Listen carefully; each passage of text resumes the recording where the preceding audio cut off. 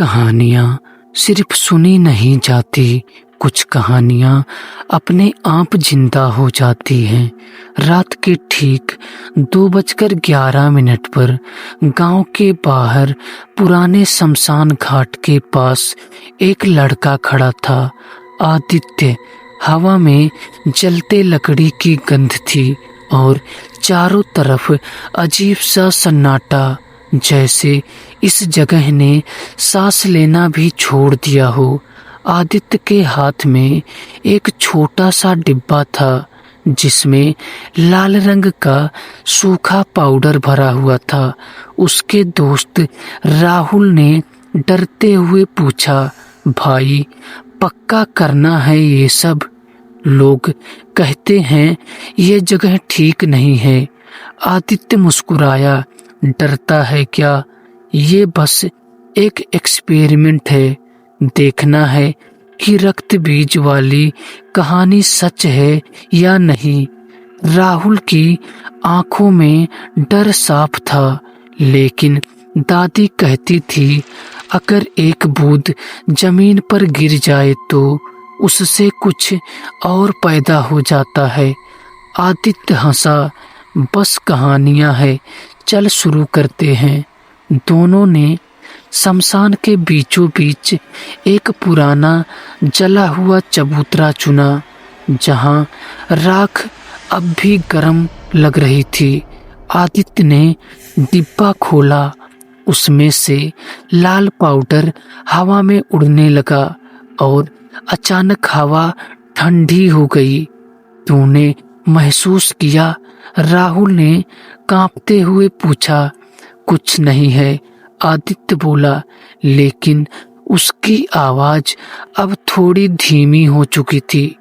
आदित्य ने अपनी जेब से एक छोटा चाकू निकाला और बिना सोचे अपनी उंगली हल्की सी काट दी। क्या कर रहा है? पागल है? राहुल चिल्लाया। एक बूंद खून धीरे धीरे उसकी उंगली से नीचे गिरी। वो बूंद जैसे ही जमीन पर गिरी, पूरा माहौल बदल गया। हवा अचानक भारी हो गई, जैसे किसी ने पूरे शमशान को पकड़ लिया हो। और तभी जहां खून गिरा था वो मिट्टी हल्की हिलने लगी। ये क्या हो रहा है? राहुल पीछे हट गया। मिट्टी के अंदर से कुछ बाहर आने की कोशिश कर रहा था। धीरे धीरे एक काली गंदी उंगली जमीन से बाहर निकली। आदित्य की सांस अटक गई।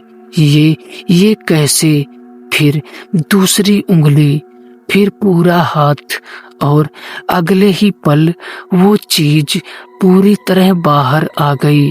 वो एक इंसान जैसा था, लेकिन उसका शरीर पूरा खून और मिट्टी से बना हुआ था। आंखें पूरी लाल और चेहरा बिना किसी पहचान के। वो धीरे धीरे खड़ा हुआ और सीधा आदित्य की तरफ देखने लगा। राहुल चिल्लाया, भाग यहाँ से!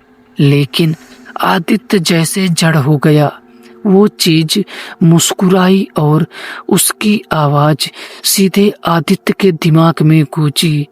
एक बूंद एक जन्म। अचानक उसने अपने ही शरीर को नाखून से फाड़ दिया और खून की कई बूंदें जमीन पर गिर गई। और जैसे ही हर बूंद जमीन पर गिरी, वैसी ही और आकृतियां बनने लगी। 1, 2, 3 नहीं 10। पूरा शमशान उनसे भरने लगा।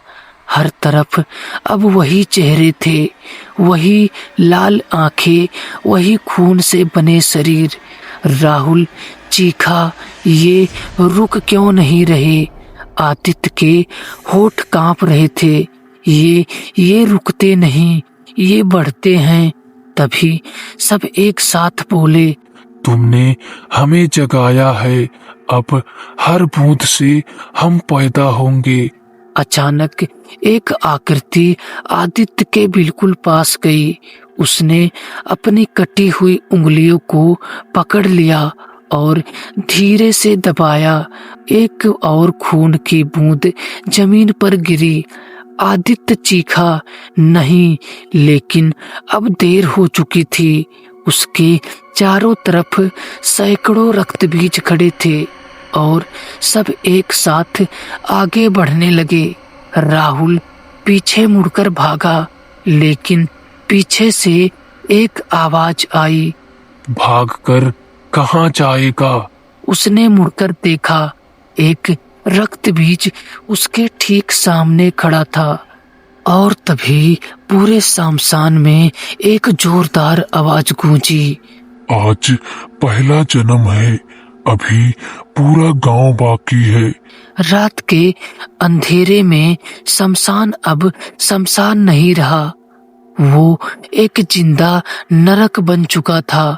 चारों तरफ सिर्फ रक्तबीज ही रक्तबीज। हर एक की आंखें लाल, हर एक की मुस्कान खून से सनी हुई। राहुल भाग रहा था, उसकी सांसें टूट रही थी। दिल इतनी तेज से धड़क रहा था जैसे अभी बाहर आ जाएगा।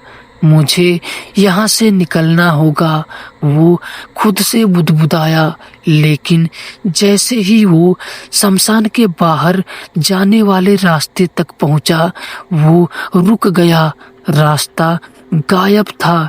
जहां पहले एक सीधी पगडंडी थी, वहां सिर्फ अंधेरा था।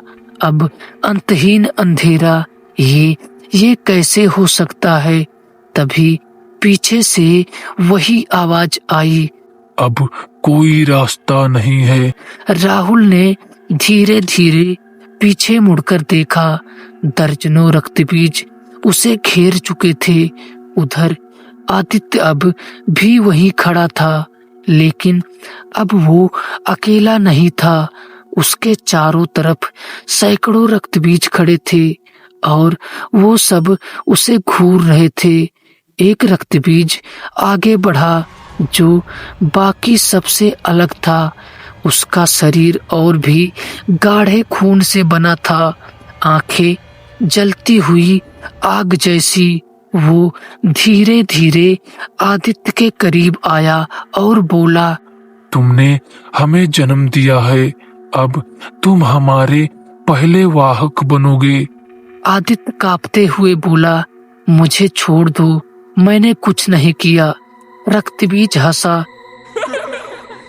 एक बूंद ही काफी थी। अचानक उसने अपना हाथ आदित्य के सीने में घुसा दिया। आदित्य जोर से चीखा, आ!